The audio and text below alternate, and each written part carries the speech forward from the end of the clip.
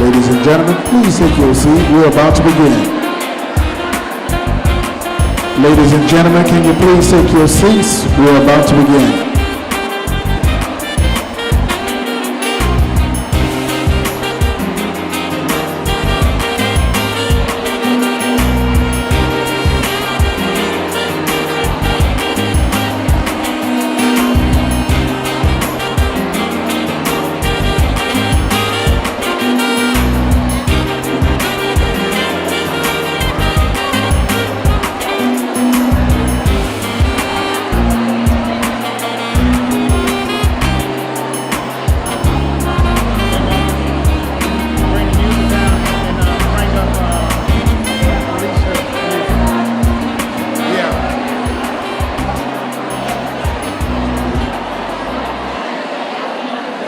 Good morning, everyone. Please welcome to the stage Alicia Surendra, the ACLP Board of Directors President, to the stage. Woke up this morning to somebody in a video talking about something I posted in a video. If it wasn't me, would you even get offended? Or is it just because I'm lacking heavy? Thank you. Good morning, everyone.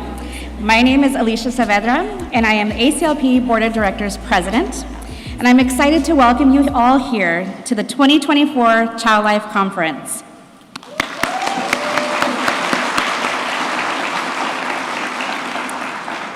The 2024 Child Life Conference gathers on the land of the ancestral homeland of the Payaya, a band that belongs to the Coahuiltecan Nation.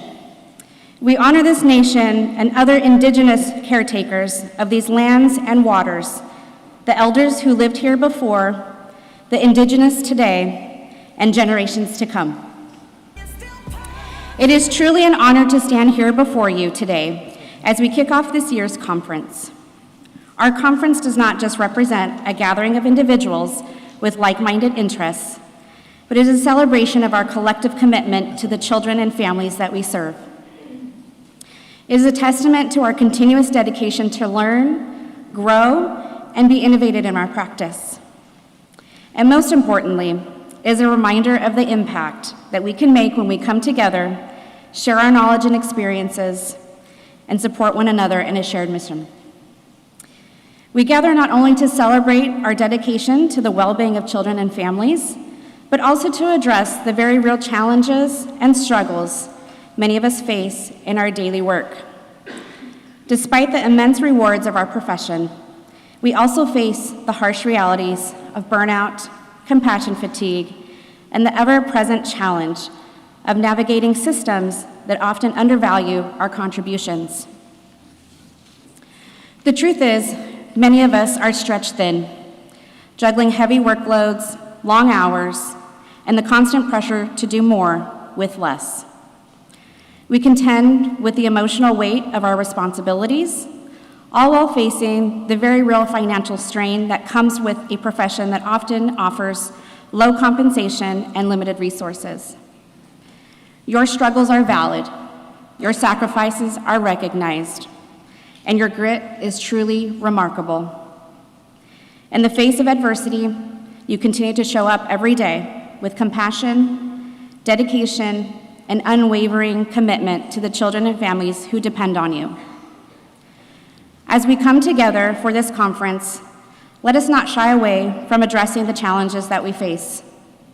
We can create a space where we can celebrate our wins while openly acknowledging the toll that our work can take on our mental, emotional, and physical well-being.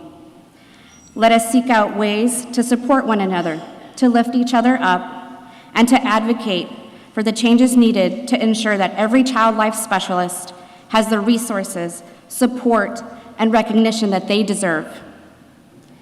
As you draw strength and inspiration from one another, hold on to those moments of joy, connection, and healing, as they will remind us why we chose this path in the first place. Each one of you has a profound impact on the lives of the children and families, both now and the generations to come. And now I would like to introduce you to Kelly Carroll. Kelly is the chair of the conference program committee and has worked tirelessly, along with the full committee, to make this conference an amazing experience. This committee has cultivated an amazing program for you this weekend, and we are grateful for all the work they have put into it, making this a memorable event for everyone. So please join me in welcoming to the podium Kelly Carroll. Woke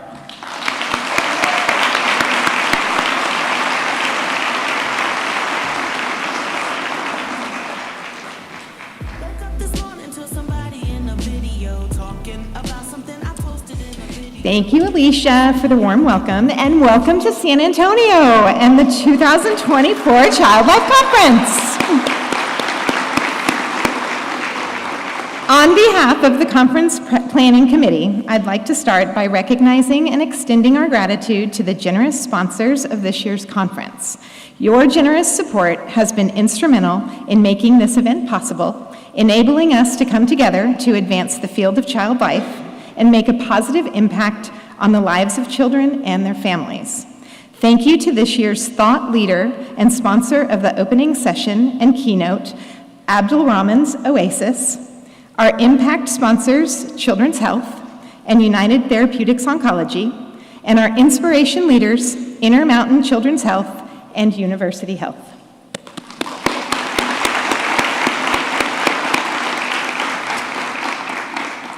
This year's conference promises to be a dynamic and enriching experience, bringing together leaders and experts from around the globe to explore the latest advancements and best practices in child life care. From innovative approaches to integrating technology into our practice to the evolving role of child life specialists as advocates for pediatric psychosocial needs, the agenda is packed with thought-provoking sessions and interactive networking opportunities.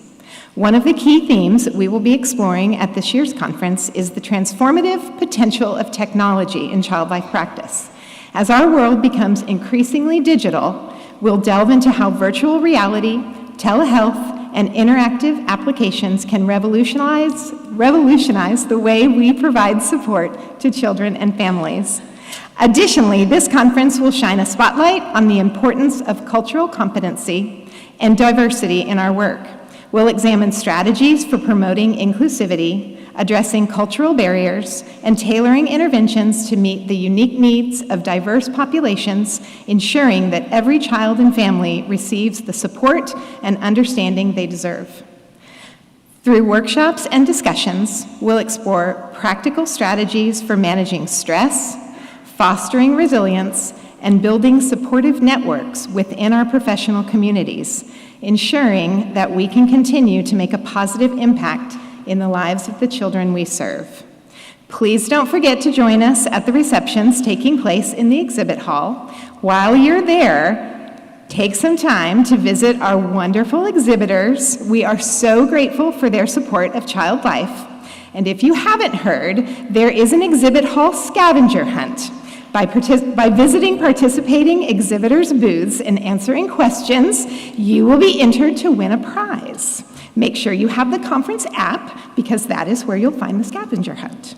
In essence, our 2024 Child Life Conference is a celebration of collective dedication, innovation, and passion for supporting the well-being of pediatric patients and their families.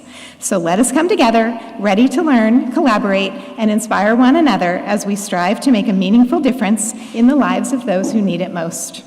Thank you for joining us, and here's to an unforgettable conference experience ahead.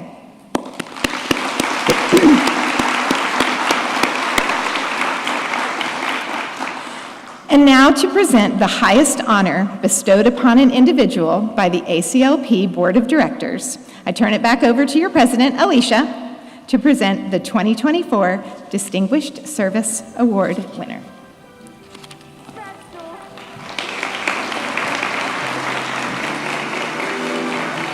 Woke up this morning to somebody in a video talking about something I posted in a video. If it wasn't me, then would you? Thank you, Kelly, for sharing those highlights. Very excited to go into the exhibit hall and see all our exhibitors and hear about all the wonderful things that are being shared in our sessions.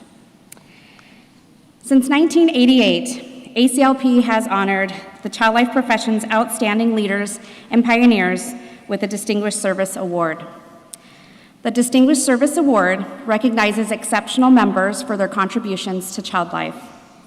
Each year, the awards committee and the board of directors selects one recipient from a group of nominations. To share more about this year's Distinguished Service Award winner, please join me in welcoming to the stage Melissa Pulis.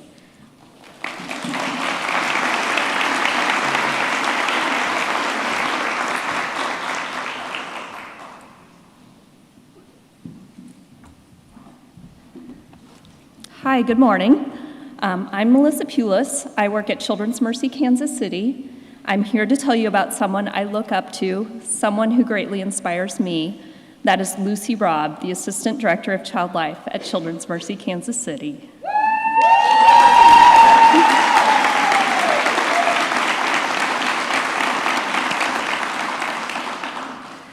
I want to start with highlighting Lucy's involvement with ACLP. She's been an advocate for and driven our beloved profession in a profound way. She's immersed herself in the child life education, certification, and career path. She's been an item writer, an item reviewer. She has participated in exam assembly. She's served on the Intern Accreditation Task Force, the Graduate Program Accreditation Task Force. This list is really big. She's done a lot. She was the Child Life Certification Commission Chair, 2014 to 16. She's been on the Appeals Committee since 2016. She participated in the International Safety Committee, the Academic Summit, the Emotional Safety Summit, and the Staffing Crisis Think Tank. She's also become a leader in ethics for ACLP. She helped author the 2021 book, Making Ethical Decisions in Child Life Practice, and she was the Ethics Committee Chair 2016 to 18. Lucy has done multiple conference presentations and webinars and written for the ACLP Bulletin. Her impact on our profession, like I said, is profound. But I also want to tell you about her impact on Children's Mercy and our team there. I've been privileged to work with Lucy for almost 25 years, I think. And in that time, our Child Life program has grown a lot. We were a very small team of like under 10 specialists, and now we're over 40 specialists. And then we also have lots of additional team members like patient activity coordinators, music therapists, art therapists, facility dog program coordinators, teachers, and parent support program coordinators. The drive, enthusiasm, and passion that Lucy brought when she joined the team in 1999 has not diminished, but instead intensified. She's helped our program grow and flourish. A colleague recently shared with me, Lucy's one of those rare people that has dedicated her life to making children's lives better. Lucy's known as a true champion and leader for many initiatives at our hospital, and I just want to share two of those right now. First of all, Comfort Promise, our hospital's bundle for needle procedures, or really any stressful procedure, is comprised of topical anesthetics, comfort positioning, distraction, and sucrose or breastfeeding for infants. Alongside nursing and psychology, Lucy has been the leader for educating and setting the expectation for this high level of care at our hospital, and the results have been remarkable. During the pandemic, Lucy took a call, and the call was, "Hey, does Child Life have any toys for these 100 kids we're going to give shots to this weekend?" So Lucy and a nursing partner got together and they're like, we have to do better than toys. They took quick action to implement comfort measures and coping strategies, not just for those 100 kids that first weekend, but thousands of kids over many months. The Journal of Pediatric Nursing recently published, "If we know better, why don't we do better?" A rapid quality improvement project to increase utilization of comfort measures to reduce pain and distress in children in a COVID-19 mass vaccination clinic. That's a long title.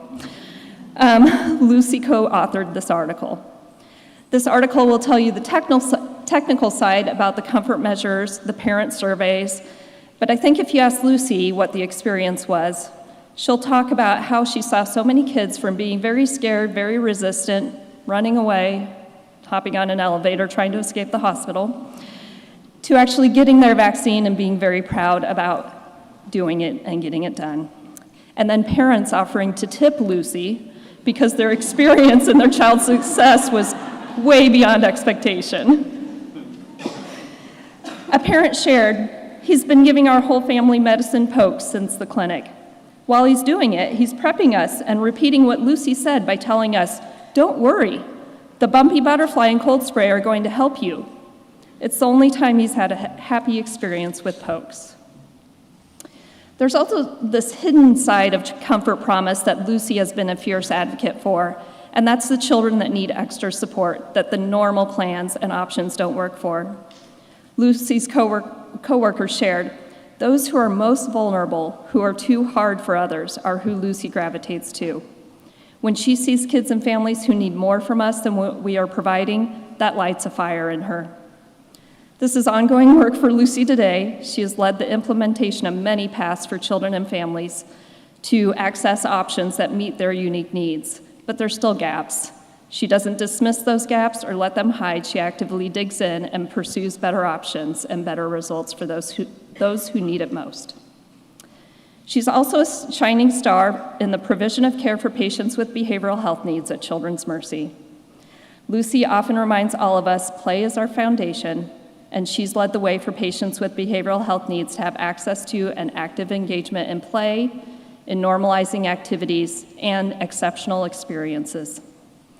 Lucy's been seen using shaving cream to help a patient cope through and play through a procedure. She's thrown quite a Taylor Swift party in the playroom for a birthday, and she's helped these patients get outdoors and on outings. Lucy has taught so many that patients with behavioral health needs deserve and need the magic of play, and there are safe ways to plan and facilitate effective play and coping opportunities. And the last thing I want to tell you about Lucy is just how she impacts everyone around her. Her legacy is evident in interactions with countless students and child life specialists who have benefited from her guidance, her expertise, and her wisdom. New NCs and child life specialists, as well as those who have worked with Lucy on various committees, give credit to how Lucy has impacted the quality of child life services they provide. One of our child life specialists shares, "There is no one more invested in or motivated by the work of child life specialists than Lucy Robb. This is evident in her daily work on the countless hospital-wide committees she serves on, where she uses evidence-based practices to advocate for comfort and emotional safety for all. At Children's Mercy, Lucy is highly respected as a partner and leader within and outside of child life. Multidisciplinary coworkers often seek Lucy when they need something done efficiently and done well. Lucy is a role model to others, regularly demonstrating grace, patience, and integrity. She holds herself accountable, she's open and honest in her interactions with others, and she has the courageous conversations. Lucy is empathetic and models trauma-informed care and psychologically safe practices. Lucy has a strong work ethic, a collaborative approach to problem solving, and she's persistent in doing the right thing. A team member describes, "It's her character, her qualities, her kindness, her collaboration that sets her apart. She embodies all of our values at Children's Mercy, and she embodies all of child life." To wrap up, I just want to give you some words from Lucy's current staff. I asked how they wanted me to describe her. They said, "She believes in her people, she is thoughtful and engaged. She makes tasks that aren't enjoyable okay. She brings a lightness, a comfort to hard things. She values our work and empowers us to do work that is meaningful, goal-oriented, and that embodies patient and family-centered care. As a new CLS, Lucy is somebody I aspire to be because of the connection she has with patients, families, and everyone around her. She is profoundly invested in her work, and she really believes in what we do. So, Lucy, thank you for being who you are, for being dedicated to children and families, for impacting our profession the way you have, and teaching so many how to do the work. Congratulations.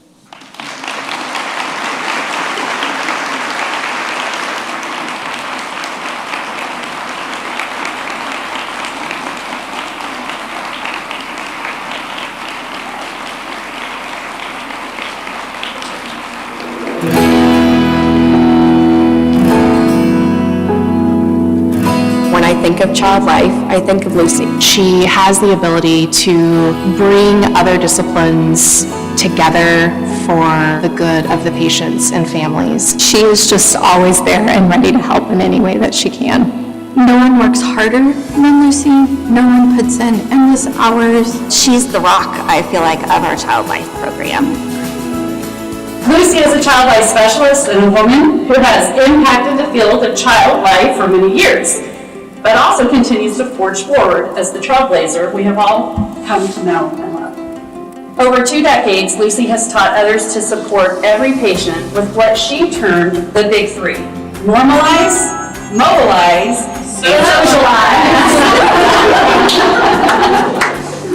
Lucy has a great way of connecting with patients and really meeting them where they're at and tapping into their interests. And finds something that connects them and finds the strength within that child and gives them a sense of hope or mastery that they maybe have never felt before.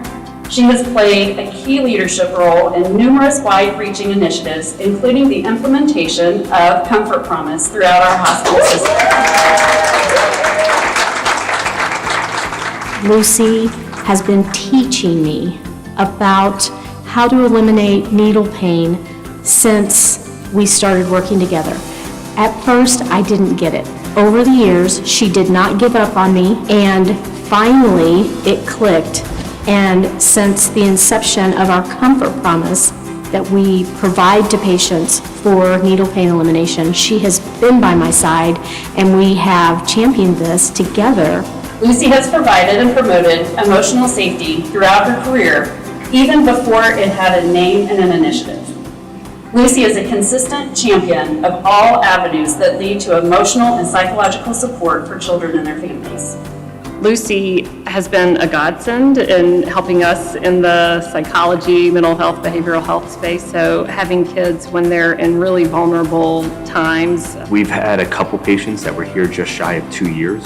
They were restricted to their room, and by the time they left, Lucy facilitated a trip across the street to the aquarium. She thinks, what can I do? And she goes and she grabs some shaving cream, and she brings shaving cream to the bedside during a procedure. Maybe some people are looking at her like she's nuts, but here she is, and the child engages in the shaving cream, and they smash it around, and they laugh, and they play during a difficult procedure. Children's Mercy is so fortunate to have you as a part of their leadership team, paving the way for all children to live in a world that cares for their well-being.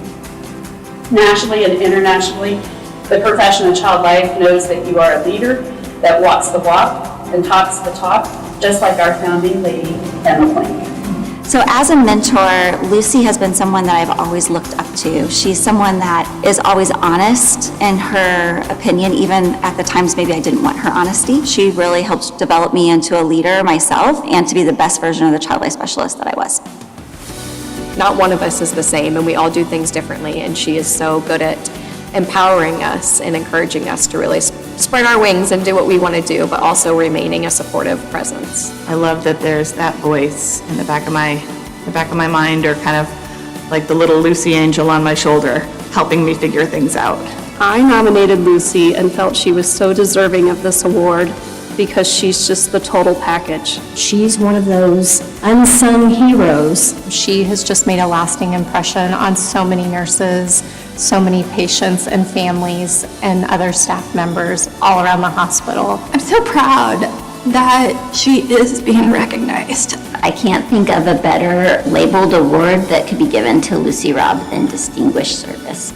So, thank you for all you do, and continue the journey for all children to experience social, emotional support with a high level of love, kindness, and joy. Congratulations, Lucy! Congrats, Lucy! We love you!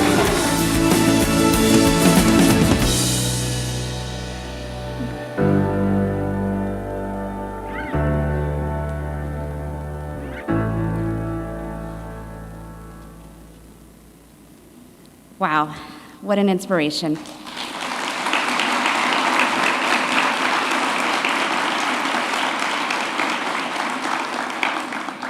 Lucy has provided so many dedicated and remarkable years of service to the child life profession as a leader and visionary.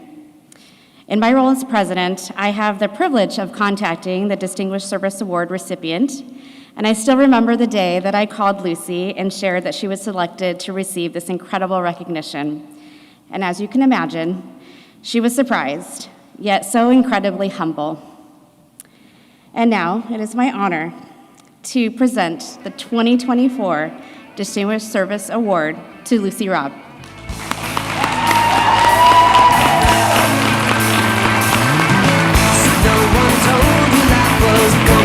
This way, your job's a joke you broke, your love life's the away. It's like you're always stuck in second gear, when it hasn't been your day, your week, your month, or even your year. But I'll be there for you, when the rain starts to fall. I'll be there for you, I'll be there for you.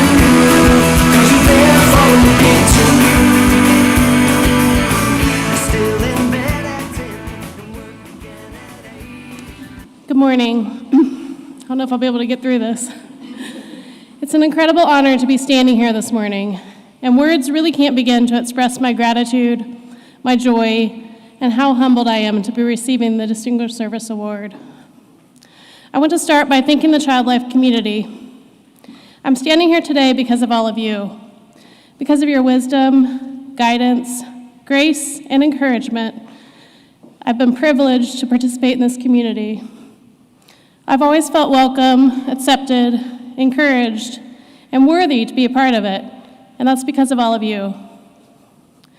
What an experience it is for anyone to walk into a room of strangers and feel included, or to log into a meeting and feel a sense of community and kindness. That is what you have all done for me over the years, and I hope that we continue to bestow kindness, inclusion, and a sense of curiosity as we meet new professionals or emerging professionals, or interact with colleagues that we've been privileged to have known for what feels like a lifetime. When Alicia called me to tell me that I'd won the Distinguished Service Award, I was basically speechless, which, if you know me, you know really doesn't happen. I always have words. I was overwhelmed with emotions and overwhelmed with gratitude. I remember it was a very cold day in January in Kansas City when I got the call. My desk phone rang, and I thought, should I answer that? Never knowing who might be on the other line. I'm always a little leery, but something told me to pick up the phone, and I did. At the same time, there were some guys in my office from our in-house construction team. They were trying to get the heat on. It was 20 degrees below zero outside. So they're up in ladders in my office in the ceiling, trying to get things going, and I'm crying at my desk. And when I think about that now, I laugh. The guys were very concerned. And I looked at them and said, these are happy tears. I just received some unbelievable news. And in that moment, they celebrated with me, just as we are all celebrating together here today. It's amazing the kind of family we all build. Speaking of family, I want to thank so many people. I want to start by thanking my Uncle Tim, who drove down this morning to be here with us. I also want to start with Stacy Koenig, whom you all just saw in the video, and who is the person that introduced me to ACLP staff so many years ago at a conference, and who told me that I could get involved and make a difference within the organization. I want to thank Melissa Pulis, who nominated me, and who believes in me every day to trust my instincts to make the best decisions I can for patients and families.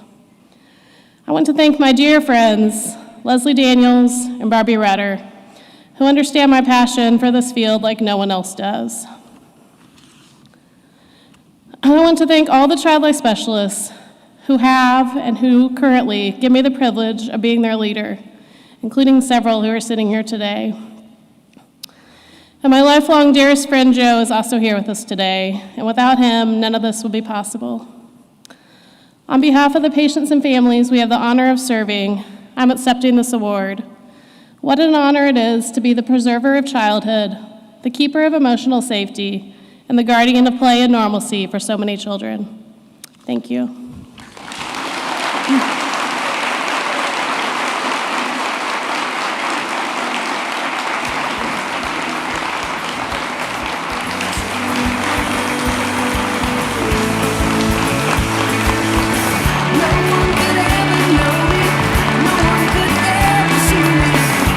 You're the only one who knows.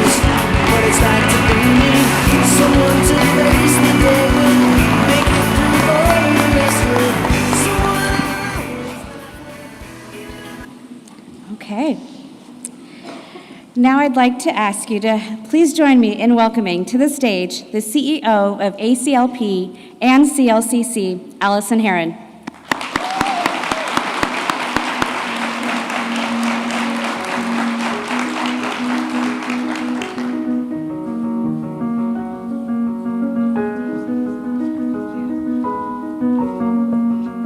Good morning, good morning. Congratulations again to Lucy on this tremendous honor.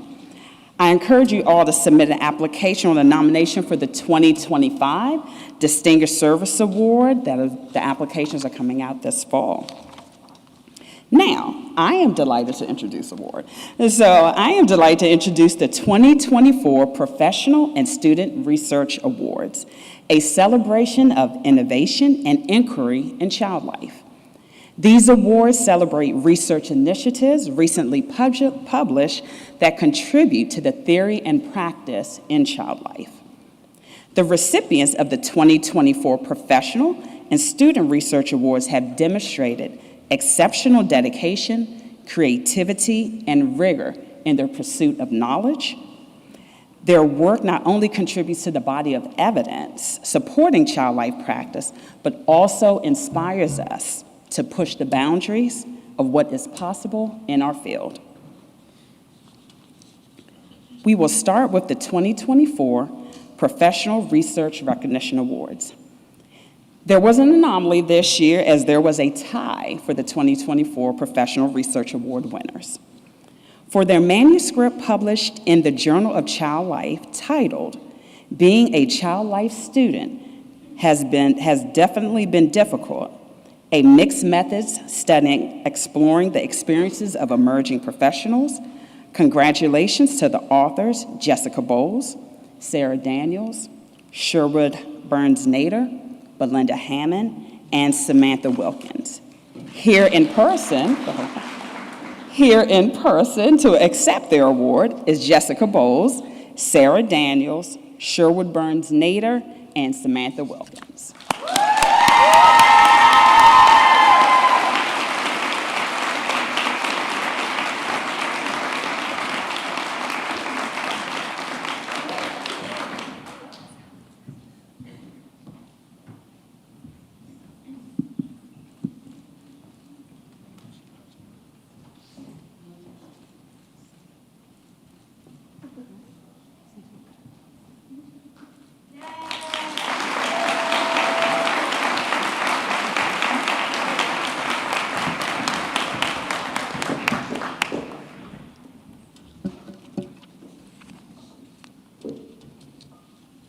And the second winning manuscript this year was published in the Journal of Child Life titled, "Child Life Internship Readiness, Perspectives of Child Life Training Coordinators and Supervisors."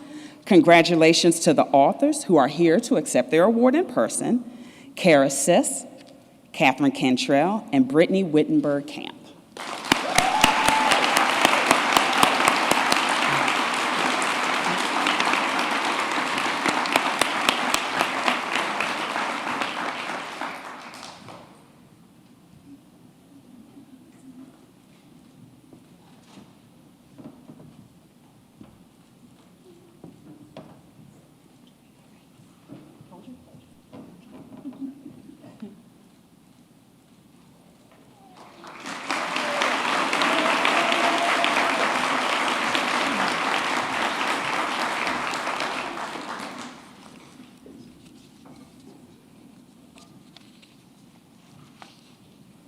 The Student Research Recognition Award honors significant research contributed by a student. There was another anomaly, we had many anomalies this year, as there was also a tie for the 2024 Student Research Award winners. The first winning manuscript, which was published in the Journal of Advanced Nursing, is titled "Legacy in Pediatrics, a Concept Analysis," authored by Brianna Keller, Tara Akred, and Jessica Bowles. Here in person to accept their award is Brianna Keller and Jessica Bowles.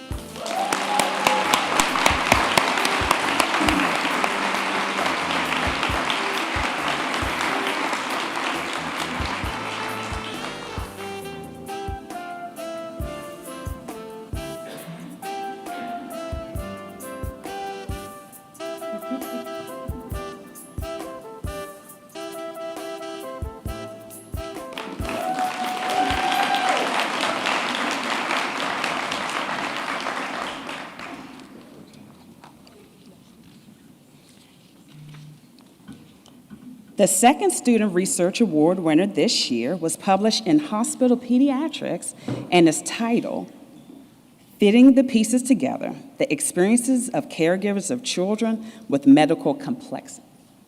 This manuscript was authored by Elise Hurt, Alyssa Wright, Alyssa Caring, Nora Wang, Vanessa Torino, and Jessica Bowles. Here in person to accept the award is Jessica Bowles. Please.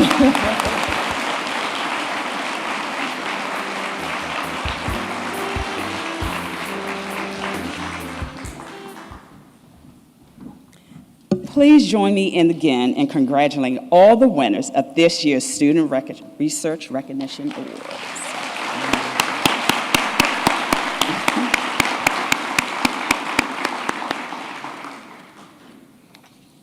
On behalf of ACLP, we would like to thank Disney for their invaluable partnership.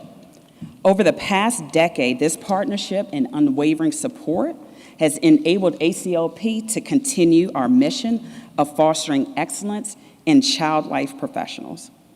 Disney believes in the importance of child life is invaluable and serves as a beacon of inspiration as we strive towards our organizational objectives. Our continued partnership is a testament to Disney's commitment to child life.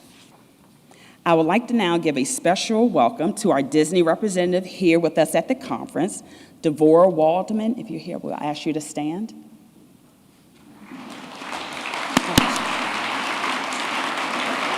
Thank you. To showcase all the ways in which Disney supports the ACLP and the child life community, we would like to share this message from Disney.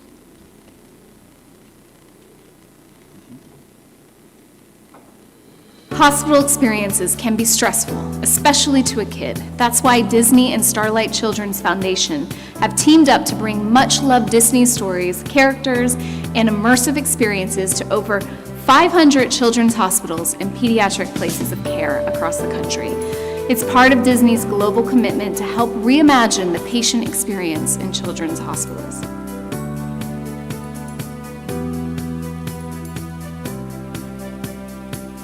From all of us at Disney and the Rookie, Onyx Collective, Will Trent, The Good Doctor. Thank you. Thank you. Thank you. Thank you. Thank you so much for all you do every day to deliver joy to kids facing critical illnesses. It is our absolute honor to support your work through ACLP and Starlight Children's Foundation.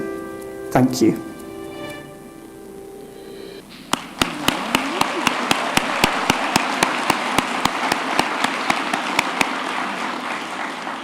I am thrilled to announce an exciting new initiative sponsored by Disney, the Child Life Program Needs-Based Grant Pilot Program.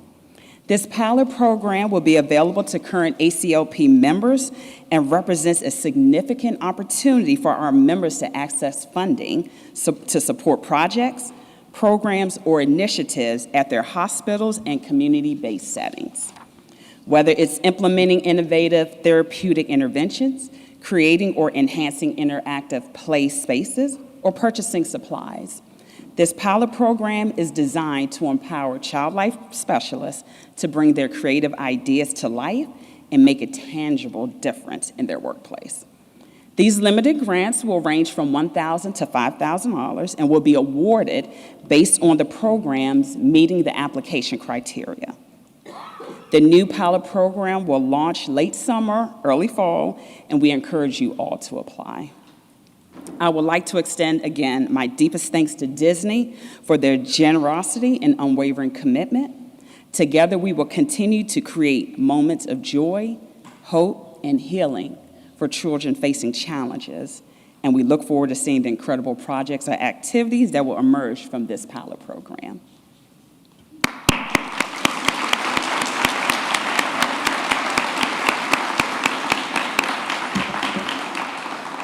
And now, it is my pleasure to welcome our opening session keynote speaker, Kathleen Bartholomew. Kathleen is a nationally recognized culture expert, speaker, and educator who uses the power of story and her strong background in sociology to illuminate and transform healthcare culture. She authored and co-authored several publications, such as Speak Your Truth, Proven Strategies for Effective Nurse-Physician Communication, Charting the Course, and more. From her 2016 TEDx talk to op-eds and blogs, Kathleen uplifts humanity. Please join me in welcoming Kathleen Bartholomew.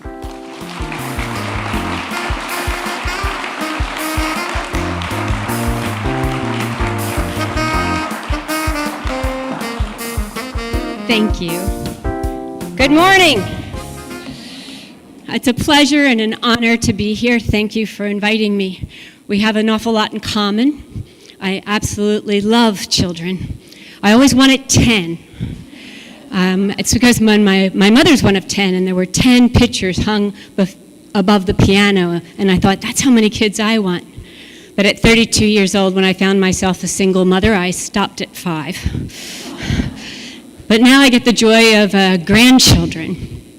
Just yesterday, they're so smart children. They're so out of the box. They're so creative and inspiring. My 3.5-year-old grandson was in the bathtub, and his 2-year-old sister was bothering him, really annoying him. Instead of getting angry, he got thoughtful. He turned and said to his mother, "Mom, can we donate Sylvia?" He was trying to think, what happens in our house when you donate something, it goes away, and it doesn't ever come back? Wasn't exactly happy about this decision. Some stories are anecdotal, but stories have been used for years and years, and they're the foundation of all my work. If we listen to the stories, there's so much information. Once you tell a story, you can't call it back. I can't say to you, pretend you didn't hear that. You already know it. Once I was listening to the radio, I was driving in the car, and I was listening to a debate on NPR on capital punishment. The woman was saying we have to stop capital punishment because the rights of those with lower IQs have not been protected. And the man was arguing the opposite. It was getting very tedious. It was going back and forth, and I reached a change station when suddenly the woman said, "Let me tell you a story." And so I stopped. The man was eating his last meal at our facility. He had just finished the lobster and the steak and was looking at the cheesecake for dessert. Instead of eating it, he picked it up and he held it up to the guard and said, "Do you have some saran wrap for this?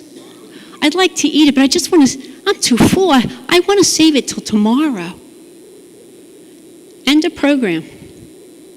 There was nothing that gentleman could say that would come back and take that story away. So stories are not trivial at all. Can I get my PowerPoint? Whoops, that's the end. That's the end.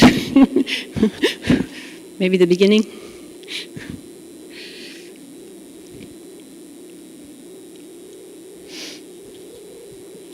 All right, while he's bringing that up.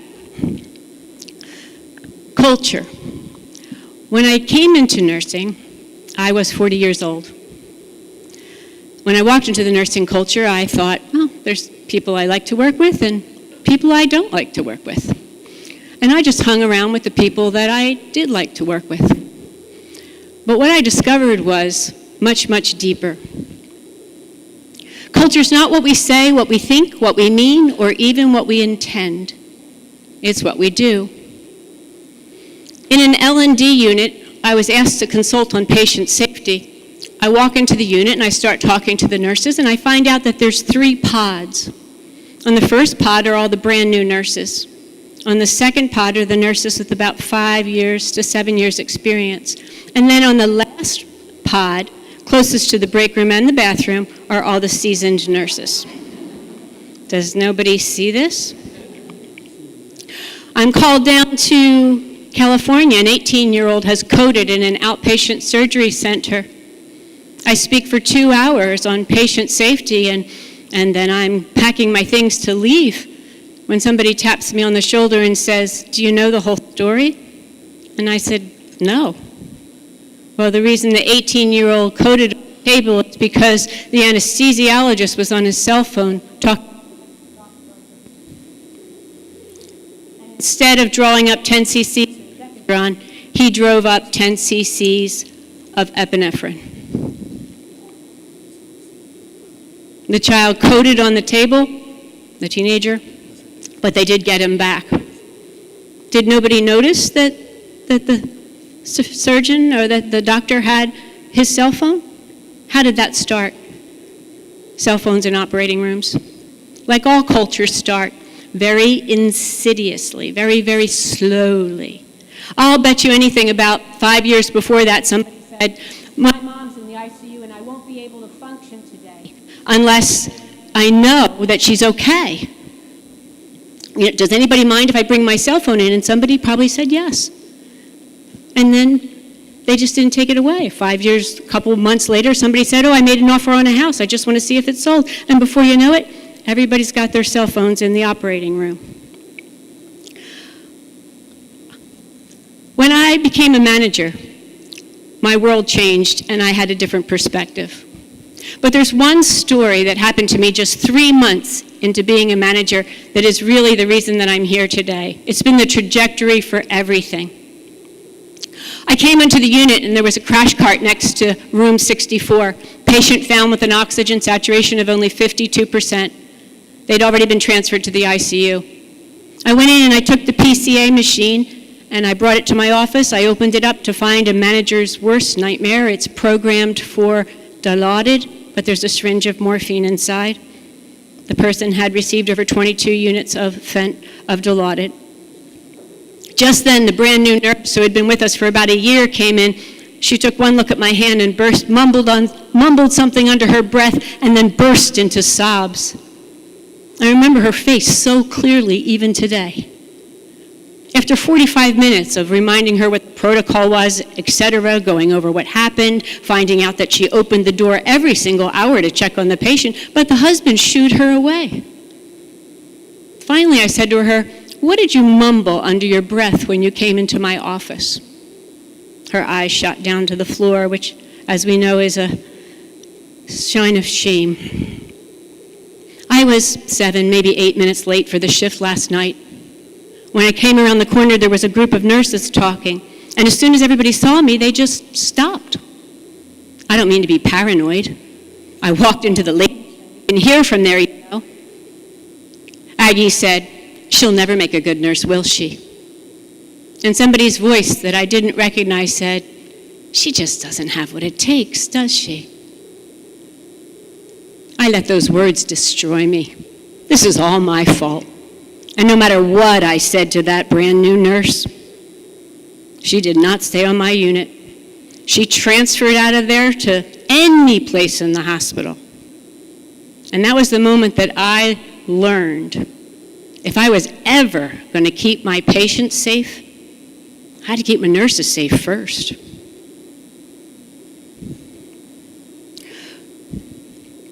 There can be policies, but they're not really implemented. When you talk about culture, you have to, my definition is 3 things. Everybody knows it, nobody talks about it, and it's not written down anywhere. It's more powerful than anything else in an organization. There is nothing more powerful than culture. Recently, I was asked to speak to over 150 people at a surgery center in the Northeast.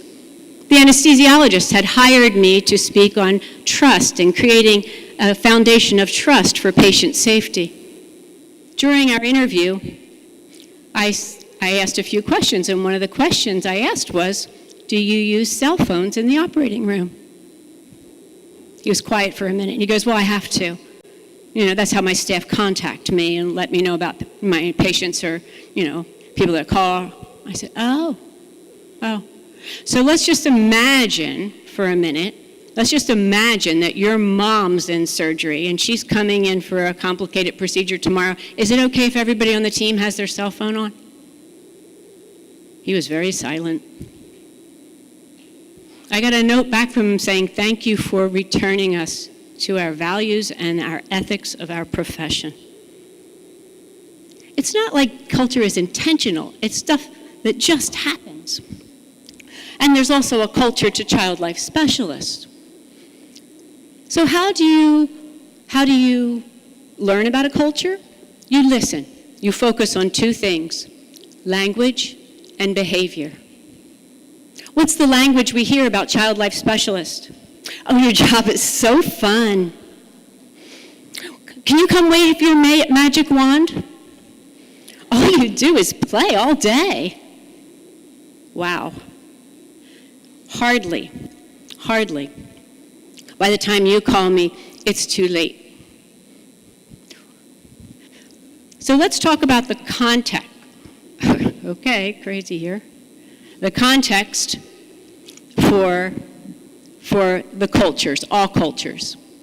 Ellen Langer's work, she's a psychologist who has worked at Harvard for over 40 years and produced many studies. I'm sure you're familiar with some of her studies. The most famous one is the counterclockwise study that she did, where she took gentlemen and she put them into a situation that looked like it was, she said, you're going to stay for a week in a monastery, and then she made the monastery look, the TV shows and everything about it was 30 years younger, and these men had physical changes.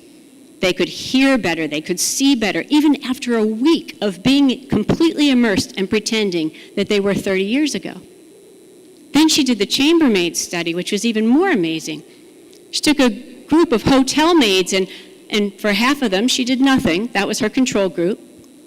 And then for the other half, she said, did you know that your job is exercise? Every time you bend down and pull, and right, you're working your hip muscles, and your job is exercising all day. And they're like, really? In only a few weeks, she measured both groups, and the group that had been just told that their job was exercise, no other intervention, lost inches, lost pounds. How's that possible? And then my favorite one, the diabetic clock study. They eat a meal, and they're just supposed to do a puzzle. And the study was 3 clocks, 3 different clocks. One clock had the normal time, one clock was half the amount of time, and the other clock was double time. And all the diabetics knew exactly when their blood sugar would spike physiologically. And guess when it spiked? When they perceived it would, not when the actual time was. So we don't understand the context, the content. These factors are so important in influencing our behavior. What do we know about the nursing profession? I'm going to give you one example that's close to my heart, which is the fact that every single solitary year, we're asked to do more with less, but we're task saturated. In only less than 10 years, nurses have doubled. It's doubled. We now do 416 tasks in 8 hours, but wait a minute. Nobody works an 8-hour shift, so that's 624 tasks in a 12-hour shift. So why is that important to you? Because research by Dr. Aziz has shown that there are muscles in our brain, task muscles for doing something. When we overwork the task muscles, we underwork the relationship muscles. I don't notice that you need help. I don't notice that you came to the floor. I don't notice eye contact because I'm so focused. I'm so focused on what I'm doing that I can't see anything else. I've got to get all these tasks done. And then there's the phone-based generation. The Phone-Based Childhood, an excellent book by Jonathan Haidt that describes that cell phones are making our children mentally unhealthy, socially isolated, and deeply unhappy. Or as one 18-year-old said, I feel like a hollow operating system. They spend 7 hours a day, or more now, actually, from 2015 to now, the amount of time, the number of teenagers that report that they're constantly on their phone has doubled. They're always on their phone. And what is that doing? It's changing them because they're not getting the experiences that they need to develop in the time that they need to develop them. They don't have the space to develop them. So they're becoming socially, addicted, and they're missing the skill set. This has implications for you as well. I once had a nurse just a few weeks ago who said, I wish I could just text my patients. They could text me back. They all have cell phones. manager said to me that the new nurse she hired literally said to her, "Can we just text the job interview? Do I really have to speak to you on the phone?" I'm sure you have stories of your own, but it's very important. So this is the context in which we deliver care. And then, of course, there's the loneliness epidemic. We're lonelier than ever. The Surgeon General's report, only 16% of people feel connected to their community. The statistics are egregious. From 1976, our children are lonelier and lonelier and lonelier. Try to make eye contact makes them feel uncomfortable.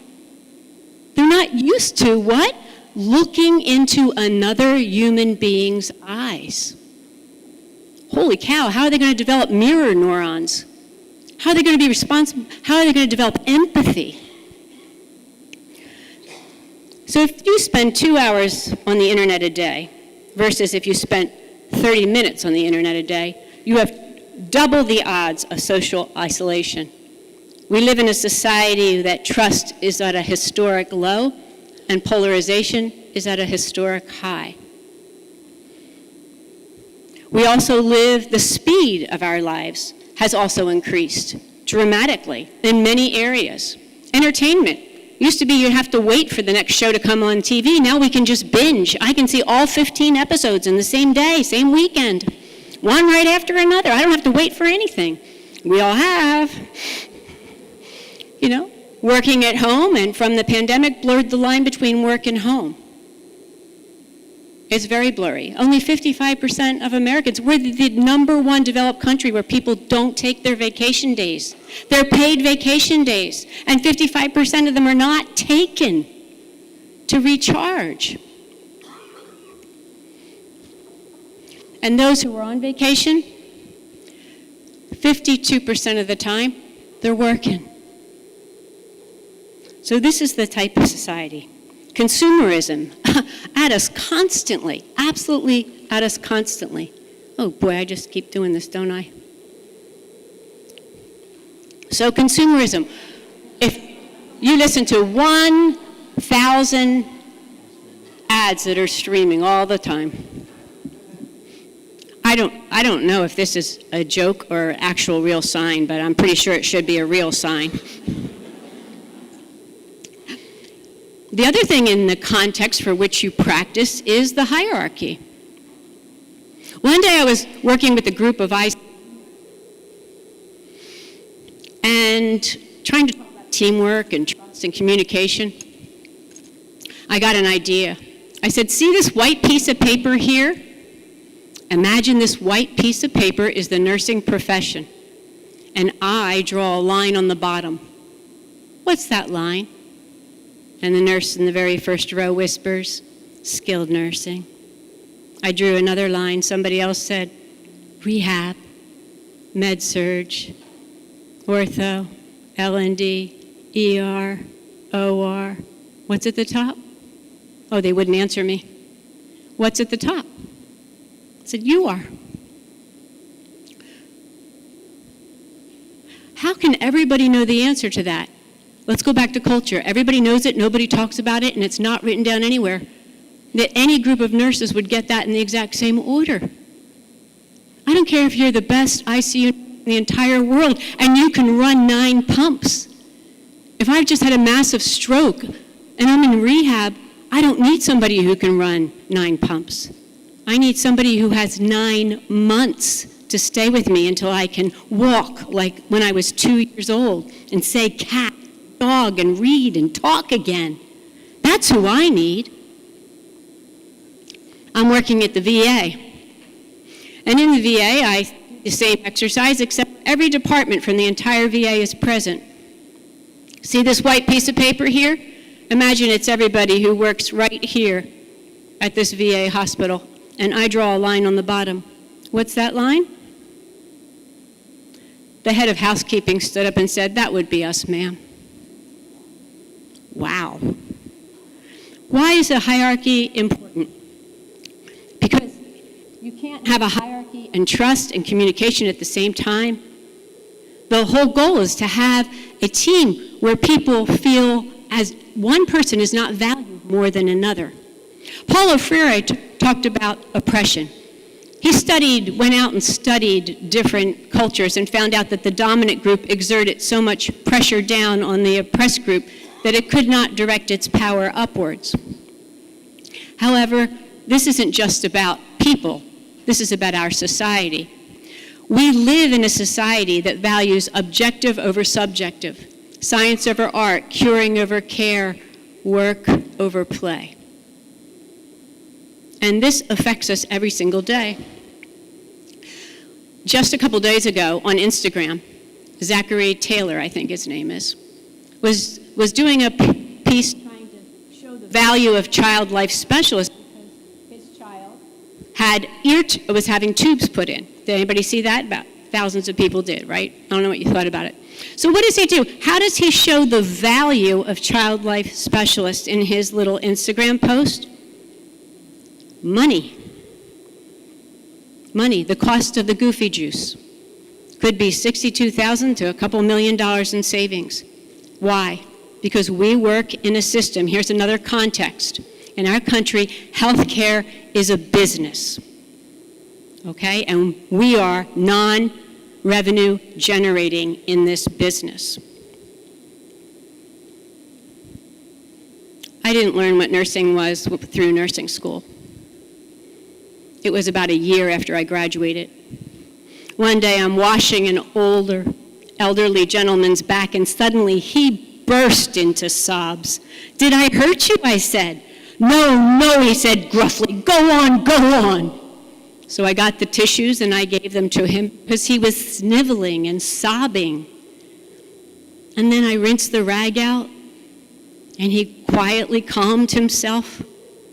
And as I was rinsing his back, he softly said, without looking at me, "I'm sorry. You see, my wife died 22 years ago, and it's just that no one's touched my back since that day."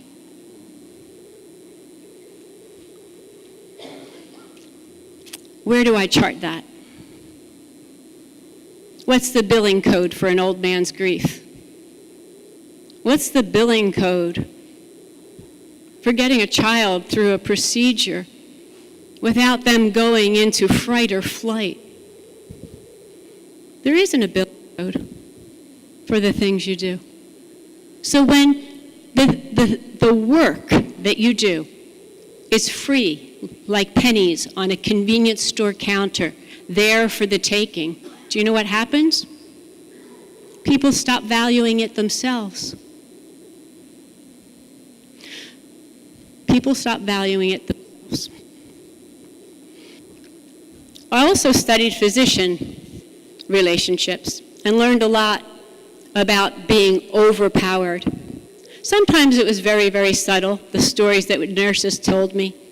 For example, a nurse simply walked up to the doctor as he was writing a discharge note on her patient, and she said, "Excuse me, doctor, there was a considerable amount of blood in this patient's urine last night."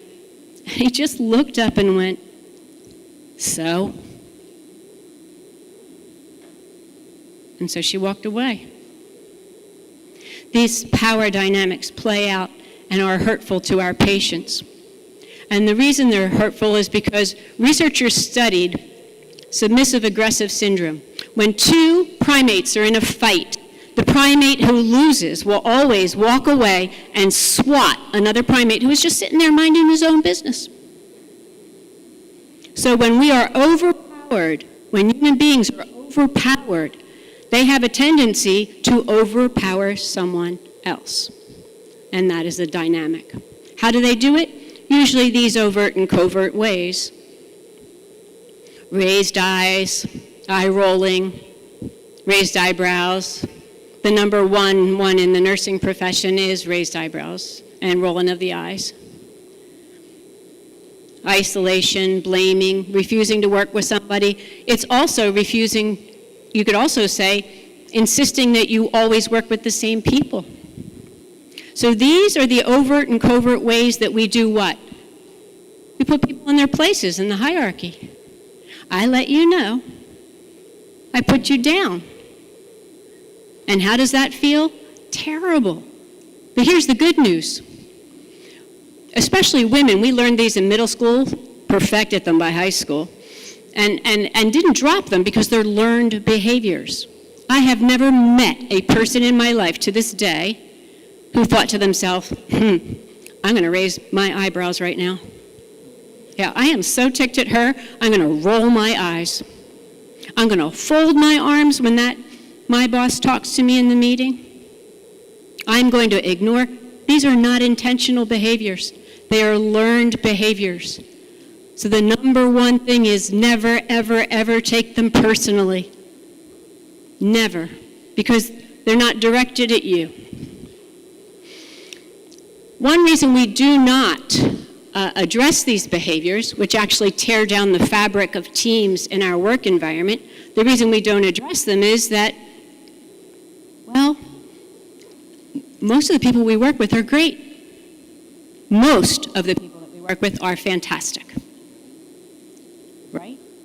So, but the research by Dr. Phelps shows that if you have just one person who doesn't do their fair share of the workload or doesn't play by the same social rules, then trust is mitigated. You can't have trust in that team.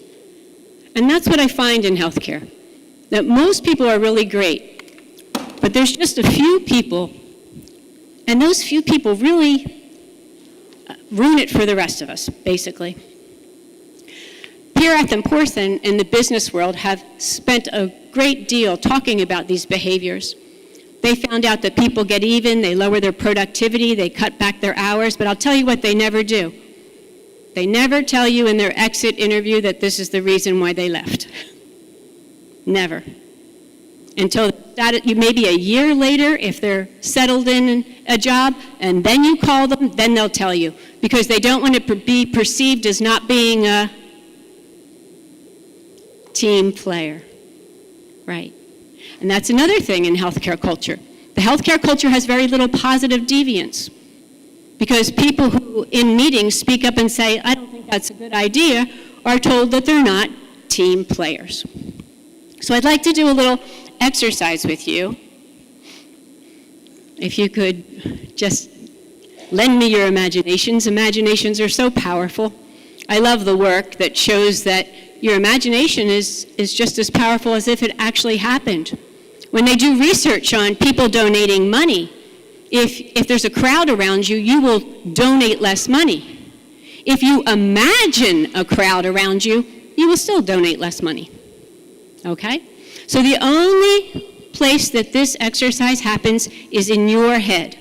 You don't tell people, you don't turn to the person next to you. It's a secret exercise, and it'll be really helpful to you. All it's needed to be successful is for you to be super honest with yourself. If I could guarantee you in writing that the conversation would turn out exactly the way you hoped, exactly the way you wanted, is there somebody in your work environment that you would want this written guarantee to have a conversation with? Just shake your head, yes or no. Come on, we've had coffee.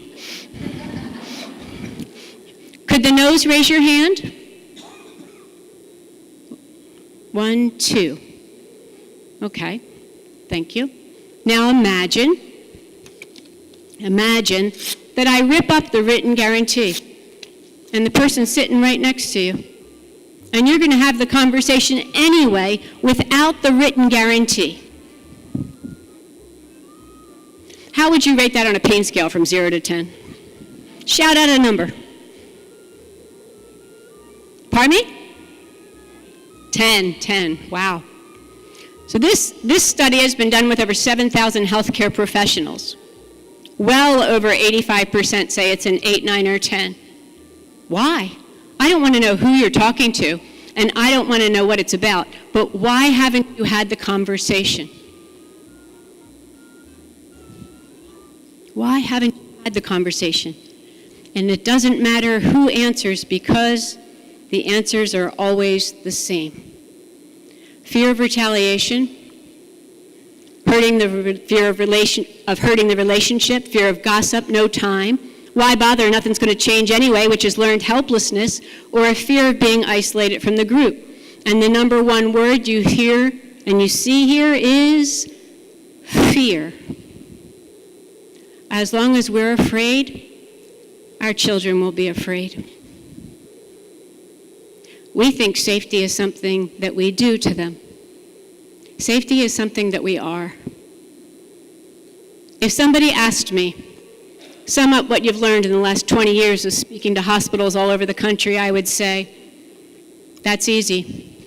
Voice, power, and self-esteem, they're all synonyms.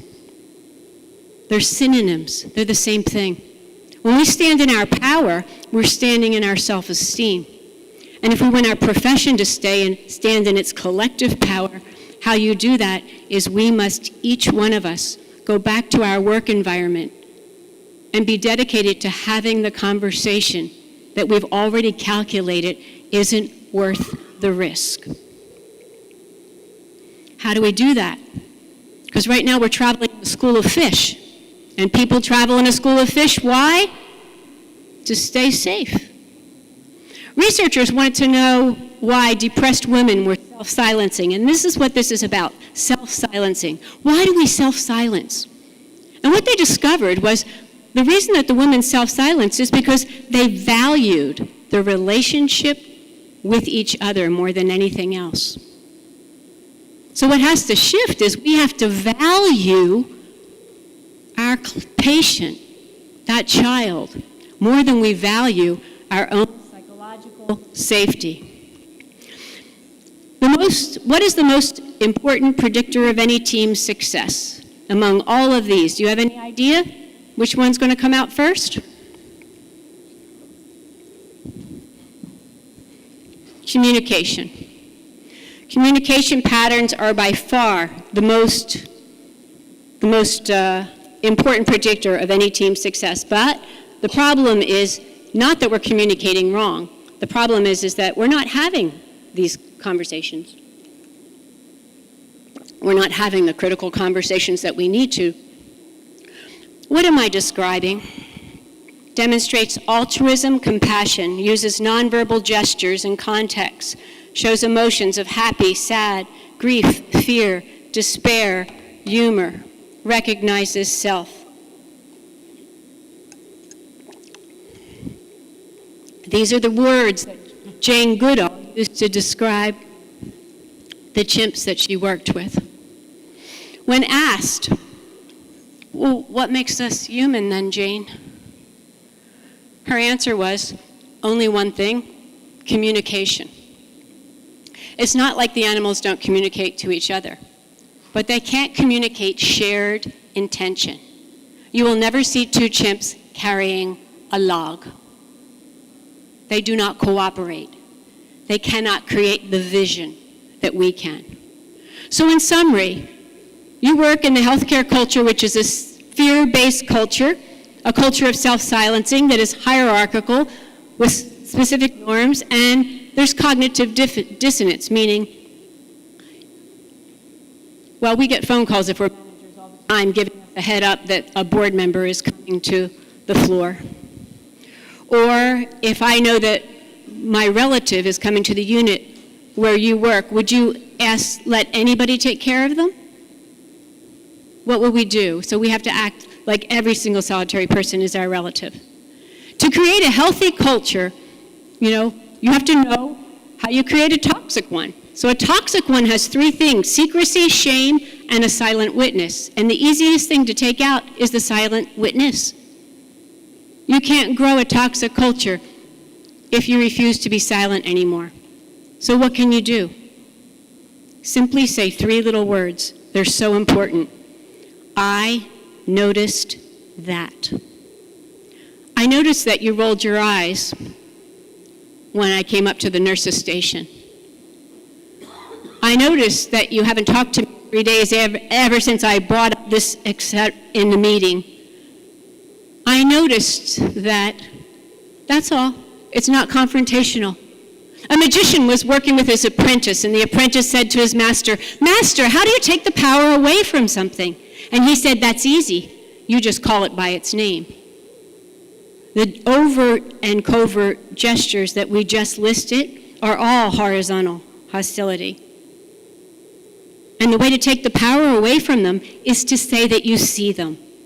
Why? Because people don't know they're doing them. So even though you might not work on a unit, you might come through a unit, sometimes you see these behaviors in more units, they're different. Every unit, every shift, every place has a different culture, depending on if they tolerate them or they don't. And then there's the difficult coworkers. A child life specialist was in the holding area for the operating room waiting for her patient, who was a teenager, because the room wasn't ready yet. When a surgeon came and actually asked what she was doing there, she had her badge on. It was very obvious what she was doing. And he goes, "Oh, I thought you were his girlfriend or something." Very dismissive, very passive-aggressive, right? Passive-aggressive and dismissive and belittling, right? Do you let that slide? No, you can't let anything slide. Why? Because the kid's the most important thing. The children are the most important thing. There's nothing more important than them. And besides, when somebody acts like that, it affects you and everybody around. As Goldman says, when someone dumps their toxic feelings on us, they activate in us circuitry for those very same distressing emotions. Their act has powerful neurological consequences. Emotions are contagious. Once I was called down to an L&D unit in a hospital system where 100 nurses had threatened to strike. After a few months, it was clear to me how this started. It started because one person on the night shift was allowed to get away with the behavior. So here's a communication model, the DESC communication model. And it's a way that you can respond. I don't know if you're familiar with it or not.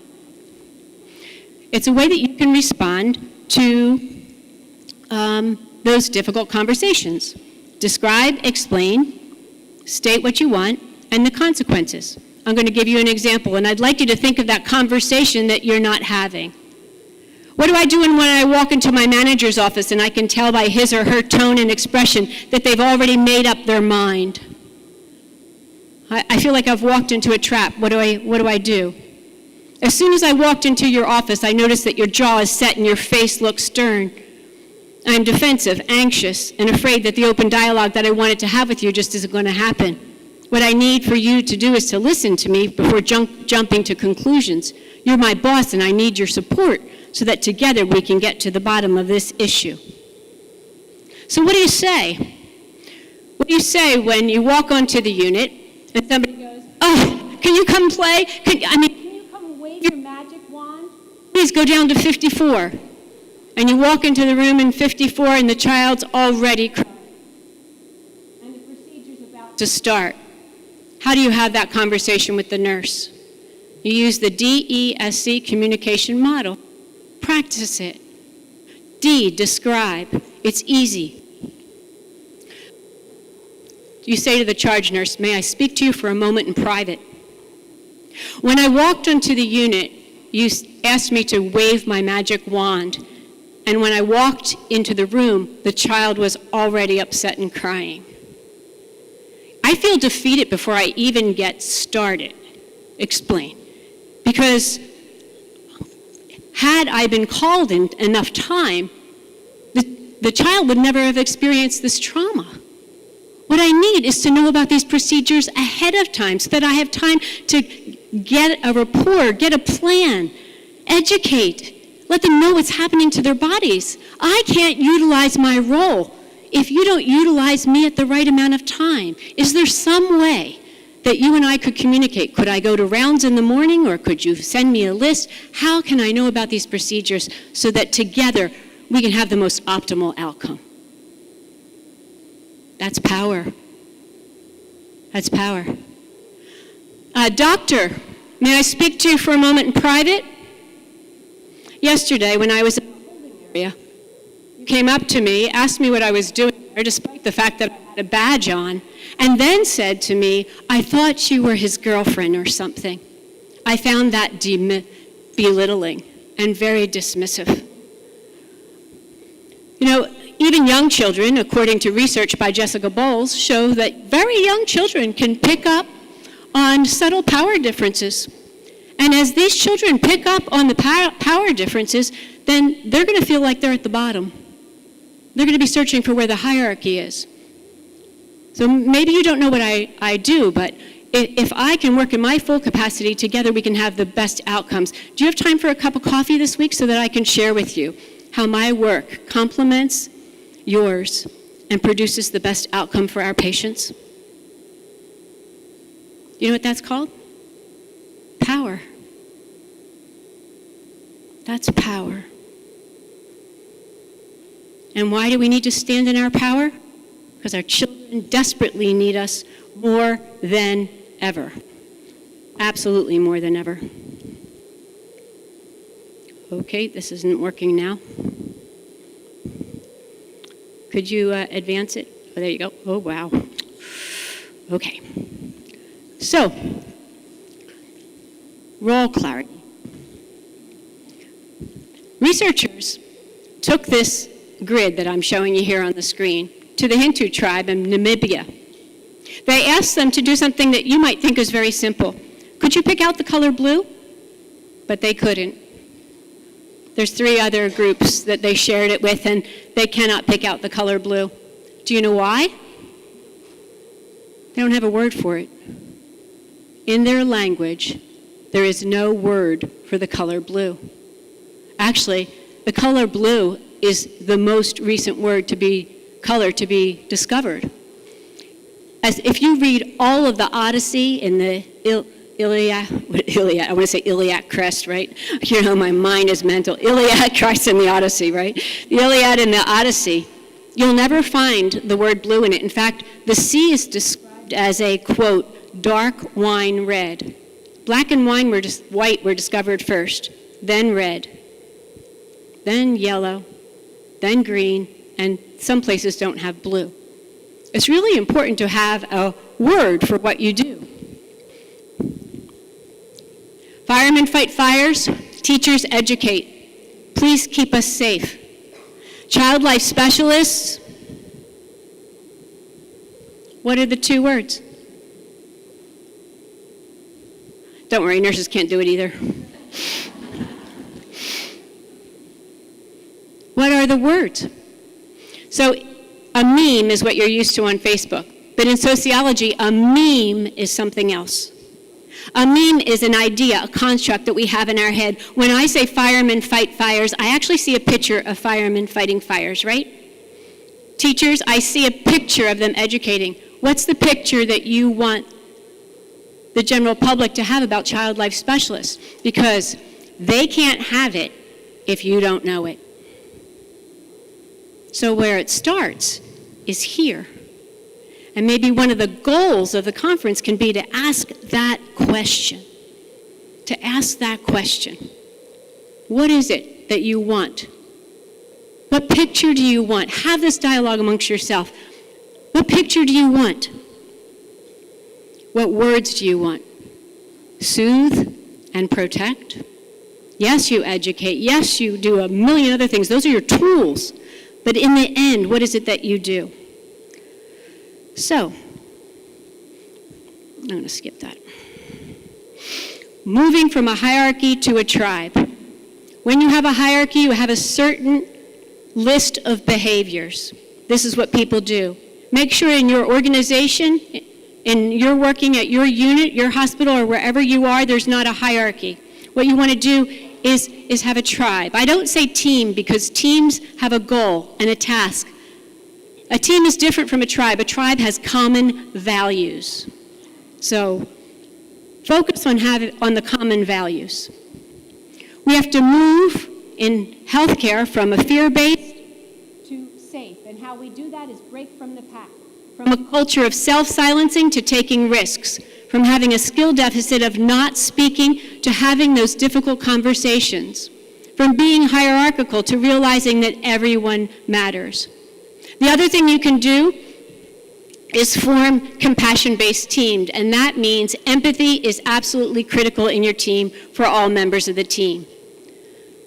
To-dos, go back to your work environment. Find a person who you work with the most often. It's actually probably better if you text this. Text them and say, what do you like that I do well? And wait for their response. After they answer you, then say, what would you like to see more of? Everybody knows it. They have it. Don't you want this information that is going to make you succeed? Because no human being sees themselves perfectly. We can't. Make a commitment to always speaking your truth and having those difficult conversations. And call it what it is. When you see any of the overt or covert behaviors that take down the team, just say those three little words. I noticed that. I noticed that. And now I'd like to wrap up by inviting you to do something that you do every day. Will you play? Will you imagine with me? Just for a few minutes. Just for 2 minutes, literally. We're going to play.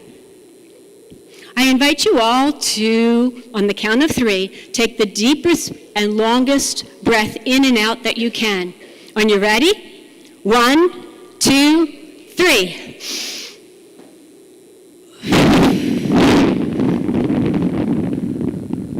See, I can do sound effects. Okay. Now, imagine just a foot in front of your eyes, there's a soap bubble. The soap bubble is about a foot in diameter, okay? It's not moving. It's as thin as a soap bubble. It's clear. And I'd like to, you can close your eyes or keep them open. It's up to you. But I want you to think in your head of the time, of the relationship, of the experience of the child that you remember touched your heart the most. I want you to see their face, see the situation, hear the sounds. Remember the child that touched your heart, where your interaction and the intimacy of your work with them meant the world to not just you, but them. Now it's in your mind, and if you could just take a deep breath, send it into the bubble. Send it into that bubble that's right in front of you, okay? And while the bubble's right in front of you, I want you to think of a word. You're watching this scene now, like a crystal ball. You're watching the scene of you interacting with the child. And there's one word that stands out for you. What is that word? Is it vulnerability? Is it courage? Is it strength? Is it connection? Is it love? What is the word that you would choose? Okay, the word is now, and now what we're going to do is we're going to send these soap bubbles all up to the top of the room. And you know how we send them up? All you have to do is say that word out loud. Ready? 1, 2, 3. And now all those bubbles are at the top of the room and they're all together. Do you ever see when one soap bubble goes to another one and it makes it bigger? Now it's bigger. Now there's just one gigantic bubble above the room. And what's that bubble? That's the work of the child life specialist. Own it.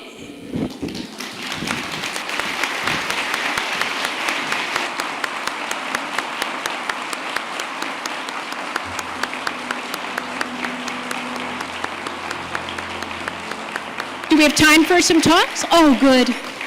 Yes. Do you have any questions, comments, corrections? Corrections? Maybe it's because I'm up here.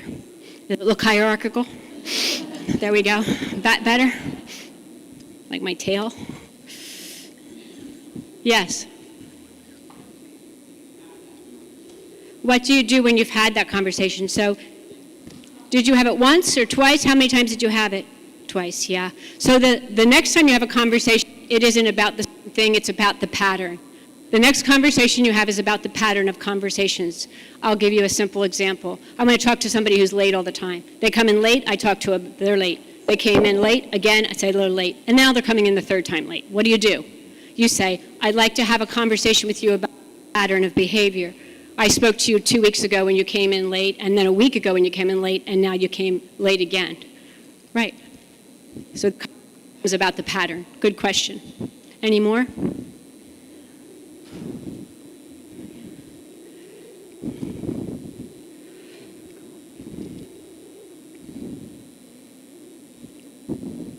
You know, we think communication's soft stuff, don't we? It's not. It's really the essence of everything. Hi. You talked a little bit about kind of standing in your power, and I'm just wondering kind of what your thoughts are on what that looks like for groups that maybe have more inherent power than others, just in society with inequities and things like that, and some groups who might not be able to stand in their power because there is a realistic fear of retaliation in that sense. Yeah. So what's... Yeah, I was just wondering what your thoughts were. That was what was kind of going through my mind, is that some groups can't really stand in their power without... Sometimes I don't think that all the labeling that we... It's device. Attempt, you know, my acronym after my name is we, us/them. And I'm going to focus on our shared humanity. So I always try to shared humanity with any group. What are you asking me about the group? If you can say what you see, then all groups and all people can see themselves better. If you can simply say the little things that are bothering you or that you noticed. I'll give you an example. I was in the airport coming here, and a man bent down and was talking to his 100-year-old mother and said, "Did you notice how they discriminated against you?" And she said, "No." He goes, "Well, when you asked for the wheelchair, she never looked at you again. It was as if you were incompetent and you were invisible." All of her conversation was directed at me after one question about the wheelchair. So the more you say what you see, you know, without judgment. I mean, I actually think that nursing and child life specialists, that there's a bigger story here than we're telling right at the moment, and that story is our society needs the values that are non-revenue generating. Our society needs to know. I mean, every single solitary statistic is pointing towards more loneliness, depression, and anxiety. And how do you repair that? With care, connection, and community. All right, so unfortunately, both child life specialists and nursing we care very much about these values. Do you have another question? No, that was it. Thank you. Okay, thank you. I'm interested in your thoughts. If you could comment on how you're saying standing in your power.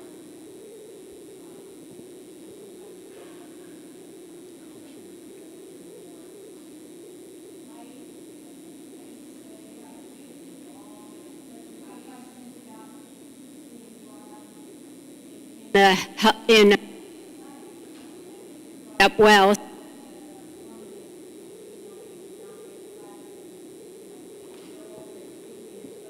etc. Now, kids, I think what tears at my heart now is when I go to playgrounds and every single mother's on their cell phone. Just get a pit in my stomach. And I think to myself, what group of people in the United States is going to start educating parents? You know, it's just horrible. But to answer your question,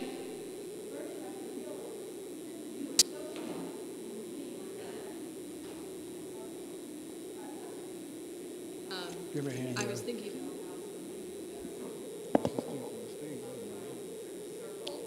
then have a derogatory label attached to her, and I was just interested to hear your thoughts. yes, that's the way it is, and you got to do it anyway. Yeah. Yeah, she's a troublemaker, aggressive, the B word. Yeah. Yeah, she's all those things because they don't want you to stand in your power. Right. All right? But there's a way to professionally stand in your power. I demonstrated a couple conversations. You don't have to So let's just say I did that way and somebody thought I was aggressive and not a team player. Yeah, it happened to me all the time. Still does. Yep. Yeah, and I'm still going to keep doing it. Because that's how you change. The lifting up women, is not going to, it happens, that's what the Me Too movement was about. One person at a time saying, you can call me whatever you want, but I'm going to be me anyway. And me means speaking my truth to you. Okay? Yes, right. That does happen. Not like there isn't any retribution. There is retribution. Those fears that were listed up there, they weren't made up. The reason they're up there is because all, especially women, experience them. That's why they're there. We have a choice to make. Instead of huddling together, we can say, no, I want a society that's based on caring and human connection. And I'm going to spend life uplifting that values individually, and then we'll do it collectively. Any other thoughts?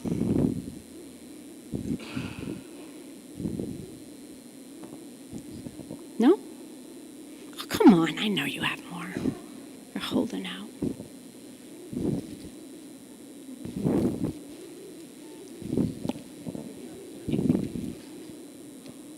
Hi, you talked a little bit about working with hospitals that were looking at unionizing.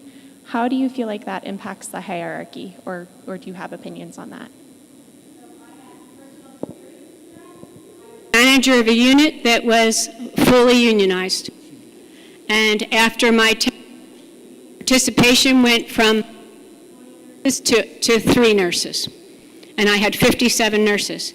So the more I focused on doing the right thing no matter what, I mean, was filed against me than any manager in the history of the hospital for the first 6 months that I was there, because they were trying to what you said. They're trying to make me conform. And so how they would do it was write up grievances about me, but I didn't care. You can write up all the grievances you want, and I'm still going to be the person that I think that I should be. I'm going to care for my staff, and I'm going to insist that they care for each other. They came up with a mission statement. The mission statement of hospitals and organizations are wonderful. They're just usually words on the wall. So you create a mission for yourself, and ours was, we promise to take care of our loved one as we would our very own family member. And we recognize and acknowledge that in order to create the safest environment and the most optimal healing environment, we must care for each other. Therefore, there will be no hostility of any kind ever tolerated on this unit. And then in a union environment, the charge nurses gave it to 57 nurses and said, you have 3 options: sign it, edit it, or leave. So I don't let that block me. Yes.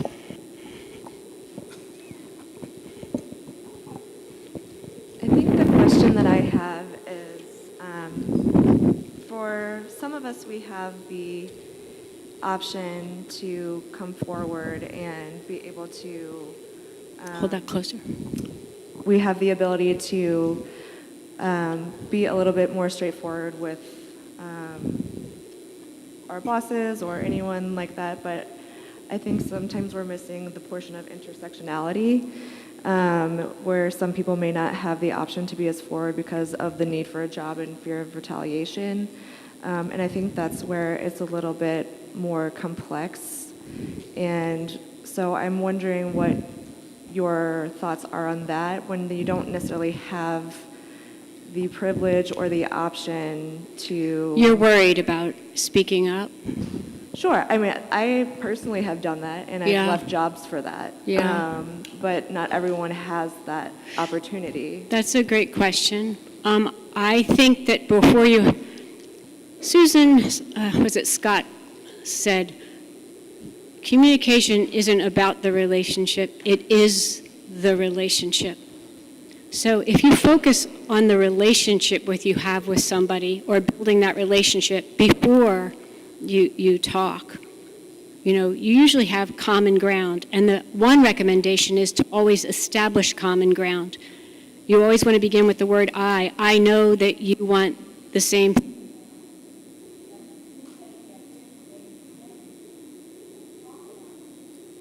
one script.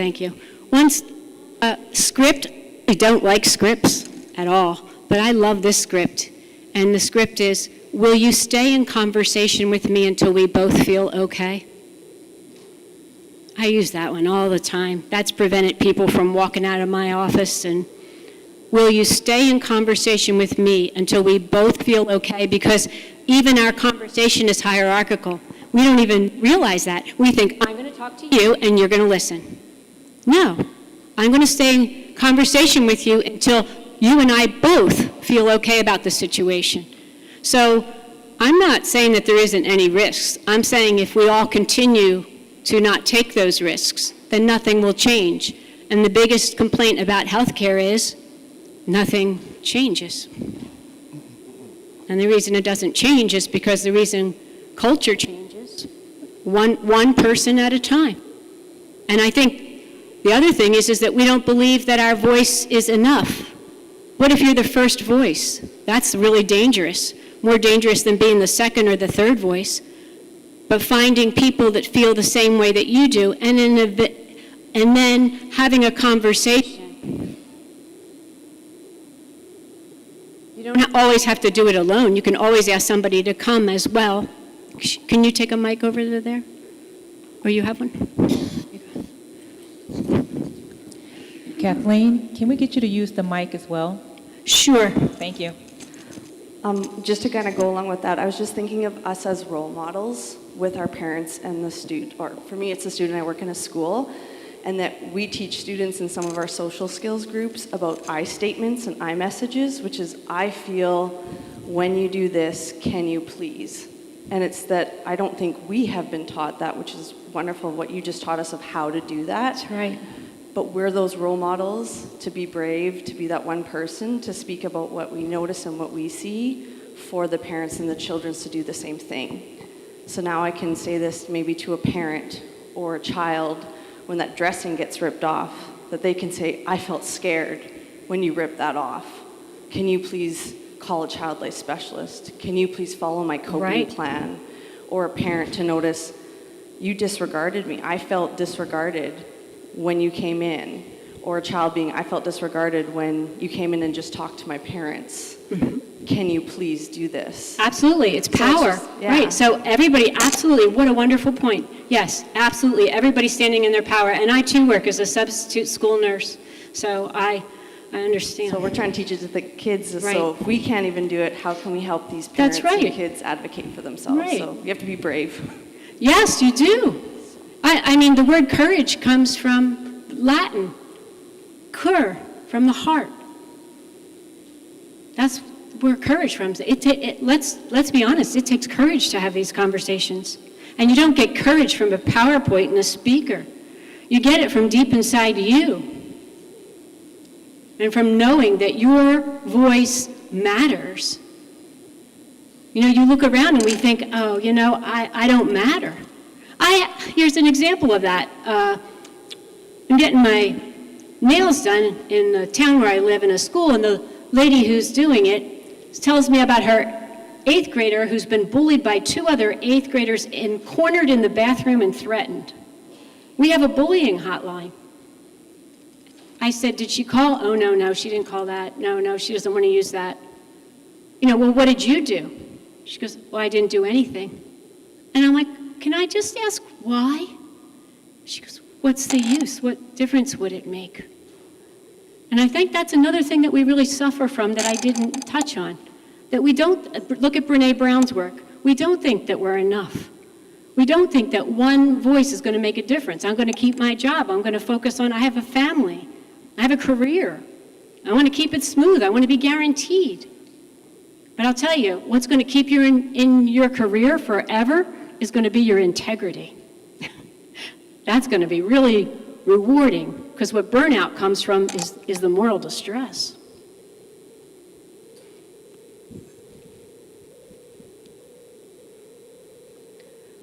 Any other questions? It's not easy. You made these points in your questions, right? It isn't easy. But I'll tell you, the first time that you do it is going to be the hardest. And after that, you won't be able to stop doing it because it feels so good to stay in your power. And you don't have to memorize that model. You have to practice it. You have to role model it, make it a competency wherever you are. You know when Sully landed on the Hudson? Do you remember Sully landing on the Hudson? You remember the picture on the TV of the plane on the Hudson? There was a color missing. Do you know what that color was? Yellow. Where were the life jackets? Don't you think if the water's 41 degrees and you're landing on a plane in the Hudson in the middle of winter, you might want to use, oh, did you not know where it was? Well, everybody knew where it was, right? So why didn't they put it on? Because they already had gone from their frontal cortex to their amygdala. They had already gone to fight or flight. It doesn't matter if you know this DESC communication model. If you don't practice it, then you're not going to use it, just like they didn't use the life vests. You're not going to use it because we don't understand our biology. If you understood your biology, we have to practice it. We have to create a road in our brain for these difficult conversations. You know, and at local levels, you know, maybe even practice. What's the difficult conversation that you had this week? And sharing those with each other. And acknowledging and supporting each other in knowing that every single one of us has difficult conversations. Once I gave a speech in California, and it was at like a movie theater, and everybody had left, so I was packing my things to go, but there was this one woman in the last row. And I thought she wanted to talk to me, but she didn't make any gesture. She just was sitting there. So as I walked through the door, I said, "Are you okay?" She goes, "Yeah, I'm okay." She goes, "When I go home and speak my truth, I just don't think I'll be married anymore, that's all." Right? And sometimes those are the conversations. But it's the communication and role modeling this power, and what a beautiful point, enabling the children to have this power, and their parents and everyone around us. They're not going to do it. They can pick it up. You know, they say that incivility is contagious. So is power. So is all the good stuff. So for the rest of this conference, just imagine that bubble, and I ask you all to please share with one person a story of how your interaction, your intervention, your education, and your skill made a difference in a child's life. Thank you.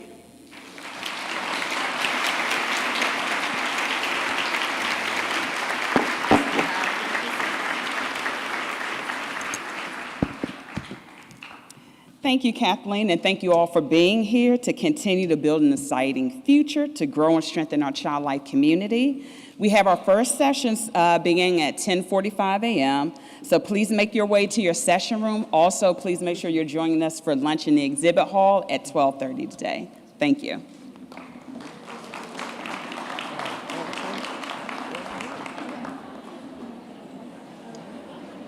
Sure would help a lot. Wouldn't you like to get away? All those nights when you've got no lights, the check is in the mail, and your little angel hung the cat up by its tail, and your third fiancé didn't show. Sometimes you wanna go where everybody knows your name, they're always glad you came. You wanna be where you can see our troubles are all the same. You wanna be where everybody knows your name. Roll out of bed, Mr. Coffee's dead. The morning's looking bright. And your shrink ran off to Europe and didn't even write.